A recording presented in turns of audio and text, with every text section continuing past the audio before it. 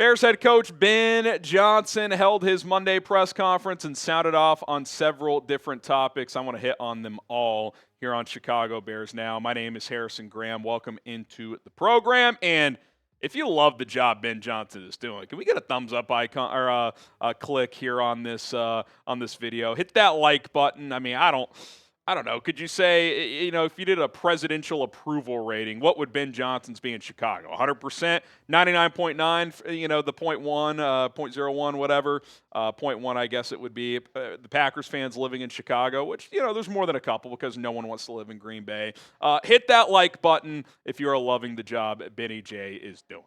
All right, Ben Johnson sounding off on several topics. He was asked about Caleb Williams' completion percentage, the passing game as a whole, and here's what he had to say.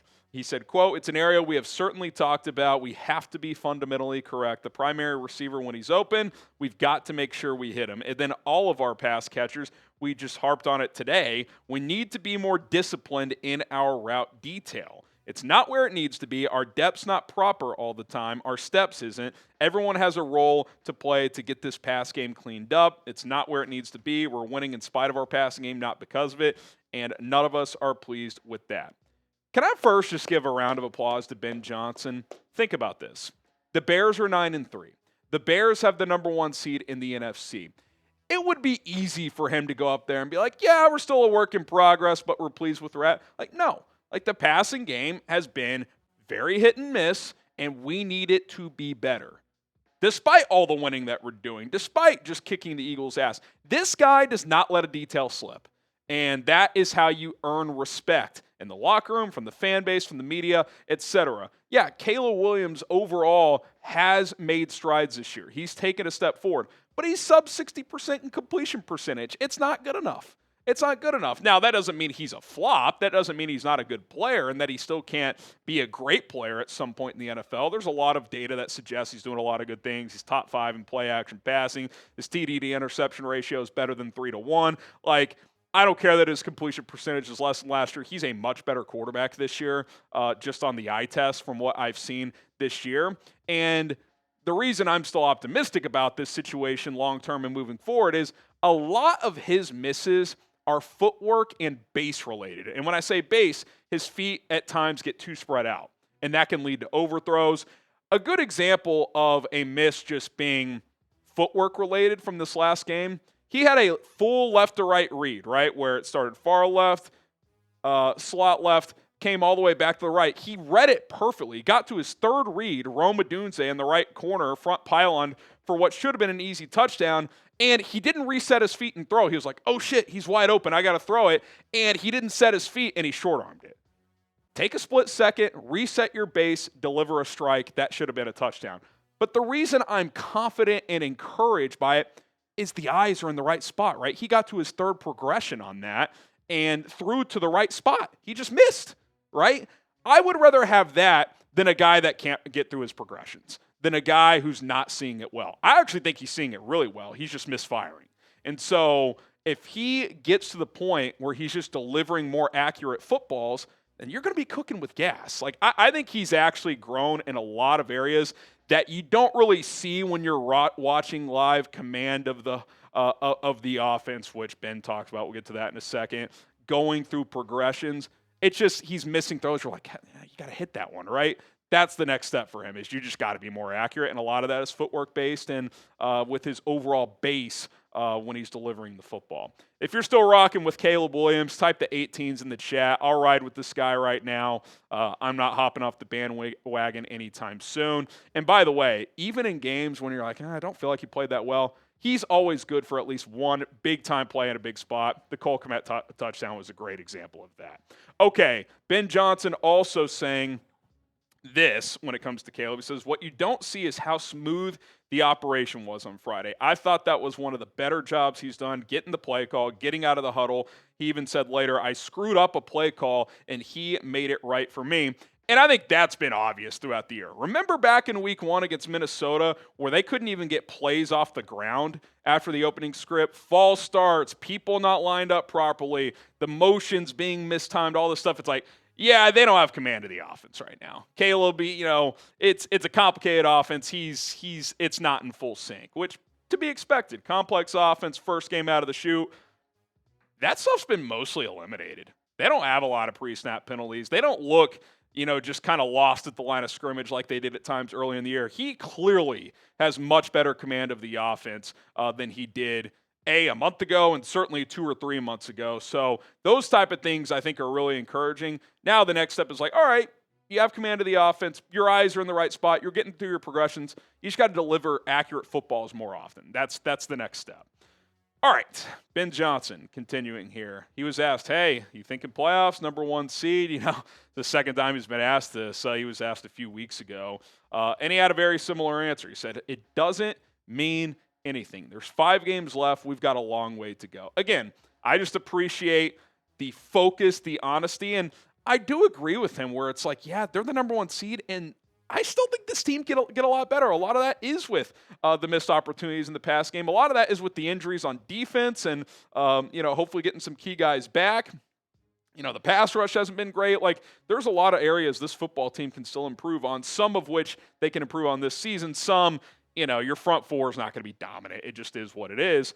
But the fact that they are the number 1 seed in the NFC right now, human nature is some of those players, even the coaches, they're not naive to this. So there is a little coach speak there, but they've backed it up all year. Ben has been very consistent in his messaging. Like, we got the Packers this week, man. We haven't done anything yet. We haven't clinched a playoff spot. We haven't won the division. We're the number 1 seed right now, but we got 5 games to go. And it's like, it's easy for him to say that. When he said it a few weeks ago, they've won 2 or 3 games since then. They are very focused, and this coaching staff has done a great job of like, hey, be where your feet are. Focus on today.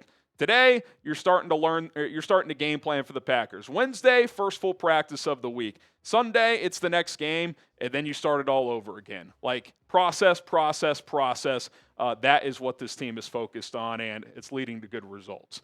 All right, we got more to discuss in just a moment when it came to Ben Johnson's presser earlier today, but I do want to tell you guys about our awesome sponsor. That is Prize Picks, daily fantasy made easy at prizepicks.com/CLNS. It's the holiday season, the best time of year for sports, bowl games, basketball matchups, playoff pushes. It's all happening at once, and while you and I are out here making decisions every day, what gifts to buy, what to be, what to eat, which games to watch, there is one place where it feels good to be right. That is Prize Picks. I'm done with season-long fantasy. I'm out. I missed the playoffs this year. Too many injuries. Beauty of Prize Picks, different players, different sports. You can cross them over into one single lineup. If I pick a guy and he performs well, I can choose him again in the next lineup. If he sucks, I can try someone else. And that's why I like daily fantasy. That's why I love Prize Picks. You pick 2 or more players and take more or less on their stat projections to qualify for a lineup, and you are good to go. Little 3-player lineup for tonight's game. I got Jackson Dart, more than half a passing touchdown. That's a goblin play. Took more on Stephon Diggs. Half a touchdown as well, receiving or rushing. Just has to find the end zone. That's a demon play, so those kind of cancel each other out. Demons are tougher to hit than goblins. And then Travion Henderson, just a standard, more or less half a touchdown. He's been scoring a lot of touchdowns. I like them more there. $20 entry to win $80. Download the PrizePicks app today. Use our code CLNS to get $50 in lineups after you play your first $5 lineup. That is code CLNS to get $50 in lineups after you play your first $5 lineup. PrizePicks. It's good to be right. Okay, Ben was also asked about the first Bears-Packers game he's been a part of, just the rivalry as a whole. And he said this, quote, "It's a big week. We know how important this rivalry is.